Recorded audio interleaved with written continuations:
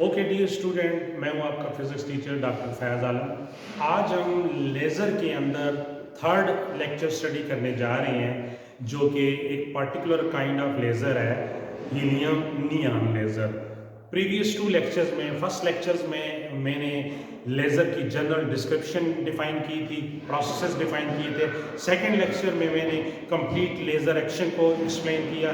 तो उसके बाद फिर मैंने कहा कि जो एक्टिव मीडियम होता है, लाइट एम्पलीफाइंग सब्सटेंस, जिससे लाइट आउटपुट के तौर पे एमिट होती है, वो सॉलिड फॉर्म में हो सकता है, लिक्विड फॉर्म में हो सकता है, गैसियस फॉर्म में हो सकता है, या सेमीकंडक्टर लेज़र हो सकता है। तो आपकी बुक में, क्योंकि gaseous most common laboratory laser इसे कहते हैं in the form of gaseous state, वो चूज किया गया है, जो कि है हीलियम नियॉन। ये कम्बिनेशन ऑफ गैसेस है, तो फिर हम ज़्यादातर फोकस ही गैस लेज़र को करेंगे। तो लेट्स स्टार्ट के हीलियम नियॉन लेज़र में पंपिंग कैसे होती है और लेज़र एक्शन कैसे अचीव होता है और इनकी क्या क्या प्रॉपर्टीज़ हैं।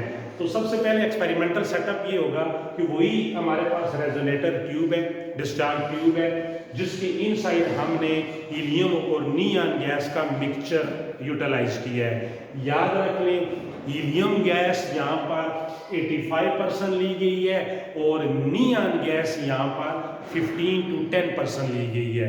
हीलियम यानी 80 to 85% और नियॉन जो है 10 to 15%। बुक की डिस्क्रिप्शन के मुताबिक हीलियम 85% है और नियॉन 15% है। हीलियम का काम क्या होगा? हीलियम गैस यूटिलाइज होगी एज ए पंपिंग एजेंट और नियॉन गैस यूटिलाइज होगी लेजिंग मीडियम के तौर पे, एक्टिव मीडियम के तौर पे। यानी जो लेजर पल्स जो एमिट होगी, जो लेजर लाइट आउटपुट के तौर पे एमिट होगी, वो नियॉन के एटमों की डी एक्साइटेशन की वजह से हमें मिलेगी। जबकि हीलियम का काम क्या होगा कि हीलियम का काम होगा ग्राउंड स्टेट से एटमों को उठा के हायर एक्साइटेड स्टेट में ले जाना। इसलिए इसे कहते हैं पंपिंग एजेंट और हीलियम को, और नियॉन को कहते हैं लेजिंग मीडियम। ये इनकी परसेंटेज होगी। अब मैकेनिज्म क्या होगा? हमने डिस्चार्ज ट्यूब में ये हीलियम और नियॉन के एटम गैसियस फॉर्म में डाल दिए और बीच में 2 इलेक्ट्रोड्स हैं। इन इलेक्ट्रोड्स को पर्टिकुलर पोटेंशियल दिया है और एंड पॉइंट पे हमारे पास उसी तरह रिफ्लेक्टिंग मिरर है, एक 100% रिफ्लेक्टिंग मिरर और दूसरा partially reflecting mirror. Right side पे पार्शियली रिफ्लेक्टेड मिरर है, जिसमें से कुछ लाइट आउटपुट के तौर पे बाहर आएगी, और लेफ्ट साइड पे 100% रिफ्लेक्टेड मिरर है। अब ऐसा होगा, याद रख लें कि जब इलेक्ट्रिक डिस्चार्ज होगा गैसेस के अंदर, हीलियम और नियॉन के अंदर, हमने जो प्री रिक्विजिट स्टडी की थी, जो स्पेक्ट्रोस्कोपी की थी हीलियम की और नियॉन की, यानी हीलियम के एटॉमिक स्ट्रक्चर को, एनर्जी लेवल डायग्राम को जब स्टडी किया, तो उसके अंदर हमें जो मेटास्टेबल स्टेट है उसकी एनर्जी, नियॉन को जब एटॉमिक स्ट्रक्चर को स्टडी किया, उसके एनर्जी लेवल डायग्राम को स्टडी किया, तो हीलियम की मेटास्टेबल स्टेट की एनर्जी और नियॉन की मेटास्टेबल स्टेट की एनर्जी नियरली आइडेंटिकल थी। यानी दोनों की मेटास्टेबल स्टेट की एनर्जी का आइडेंटिकल होना जो है, वो इस बात की एविडेंस दे रहा है कि हम नियॉन से लेजर एक्शन अचीव कर सकते हैं। अब कैसे कर सकते हैं? एनर्जी लेवल डायग्राम की तरफ आते हैं। ये फर्स्ट डायग्राम जो है, ये हीलियम की एनर्जी लेवल को एक्सप्लेन कर रही है। ये इसकी ग्राउंड स्टेट एनर्जी है और E2 जो है मेटास्टेबल स्टेट की एनर्जी है हीलियम के केस में। तो ग्राउंड स्टेट से मेटास्टेबल स्टेट के दरमियान जो एनर्जी डिफरेंस है हीलियम के केस में, ये 20.61 इलेक्ट्रॉन वोल्ट का है। जबकि साथ ही नियॉन का जो एनर्जी लेवल डायग्राम है, ये कह रहा है कि इसके अंदर ग्राउंड स्टेट E0 और हायर स्टेट E2, इनके दरमियान जो एनर्जी डिफरेंस है वो 20.66 इलेक्ट्रॉन वोल्ट का है। याद रखिए, हीलियम का ग्राउंड स्टेट और मेटास्टेबल स्टेट का एनर्जी डिफरेंस 20.61 और नियॉन के ग्राउंड स्टेट और एक्साइटेड स्टेट का एनर्जी डिफरेंस 20.66। तो दोनों के दरमियान जो डिफरेंस आ रहा है वो 0.05 इलेक्ट्रॉन वोल्ट का है। इसलिए मैंने कहा था कि ये जो कॉम्बिनेशन चूज किया गया, तो इस कॉम्बिनेशन को इसलिए प्रेफर किया गया कि हीलियम और नियॉन के मेटास्टेबल स्टेट की एनर्जी ऑलमोस्ट नियरली आइडेंटिकल है। तो तो यहाँ से हम लोग अपना टारगेट अचीव कर सकते हैं। अब कैसे टारगेट अचीव करेंगे, इस बात को जरा समझना है। जब हमारे पास डिस्चार्ज ट्यूब के अंदर इलेक्ट्रिक डिस्चार्ज होगा, यानी ये जो इलेक्ट्रोड्स हैं, इन इलेक्ट्रोड्स को पोटेंशियल अप्लाई किया गया है, इस पोटेंशियल की वजह से इलेक्ट्रिक फील्ड डेवलप होगी और इलेक्ट्रोड मेटल प्लेट से इलेक्ट्रॉन इजेक्ट होगा। जब ये इलेक्ट्रॉन इजेक्ट होगा तो ये इलेक्ट्रॉन पुलेयन प्रोसेस के थ्रू हीलियम को ग्राउंड स्टेट से हाई एक्साइटेड स्टेट में ले जाएगा।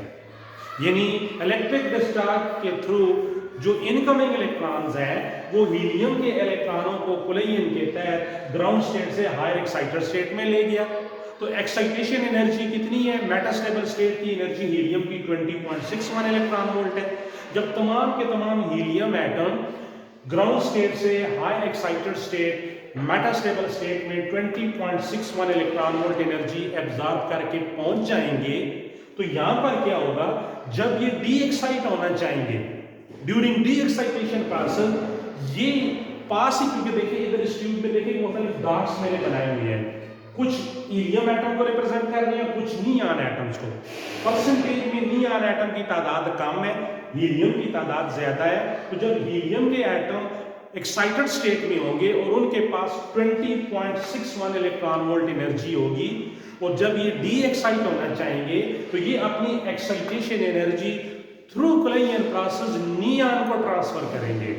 तो जब नियॉन को ट्रांसफर करेंगे, नियॉन को तो ग्राउंड स्टेट से एक्साइटेड स्टेट में ले जाने के लिए 20.66 इलेक्ट्रॉन वोल्ट एनर्जी चाहिए, जबकि हीलियम के पास 20.61 है।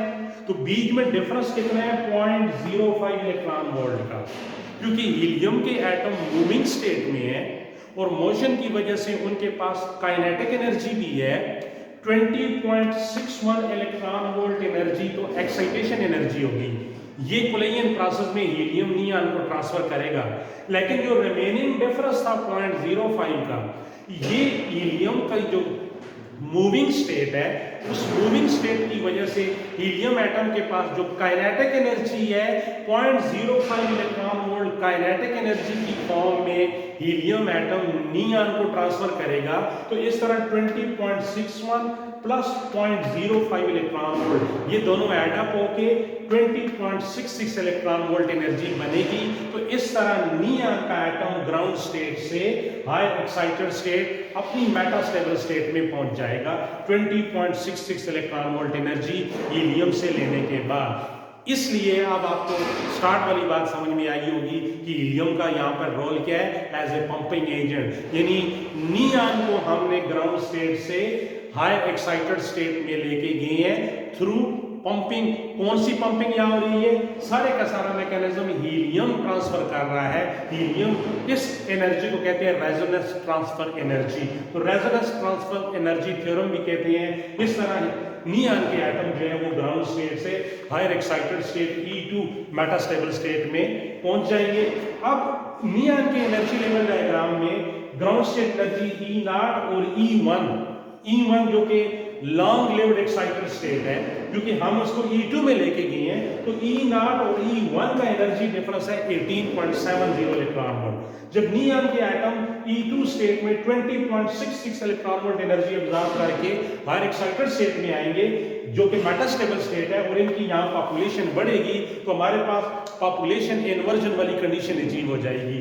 तो यहाँ से जब इलेक्ट्रॉन E2 से E1 में डी एक्साइट होके आएंगे थ्रू स्टिमुलेटेड इमिशन प्रोसेस, तो 2 और 1 के डिफरेंस के इक्वल फोटॉन एमिट करेंगे।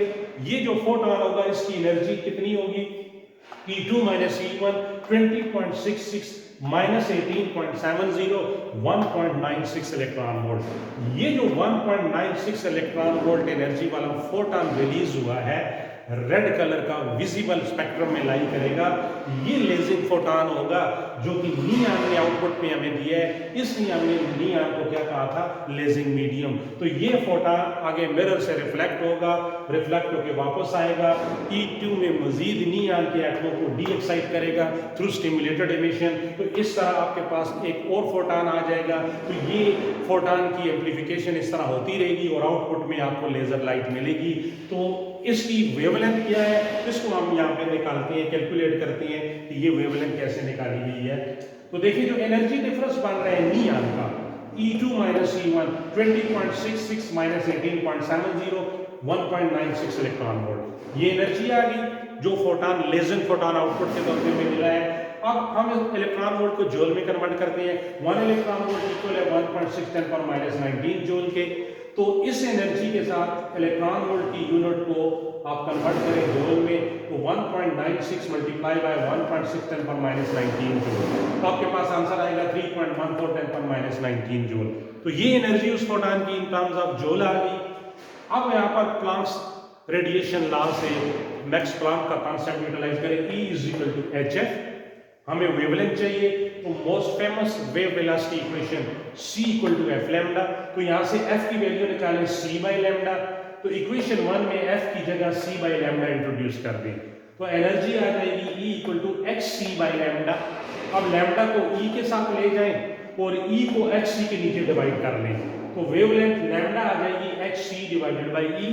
H की वैल्यू 6.64 10 पावर माइनस 34 और C की वैल्यू 3 into 10 पावर 8 और डिवाइडेड बाय एनर्जी जो है 3.14 into 10 पावर माइनस 19 जूल।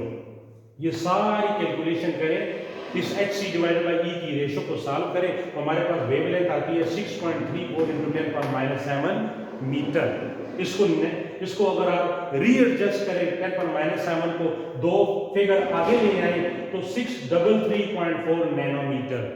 तो ये वेवलेंथ आउटपुट के तौर पे हमें मिलेगी।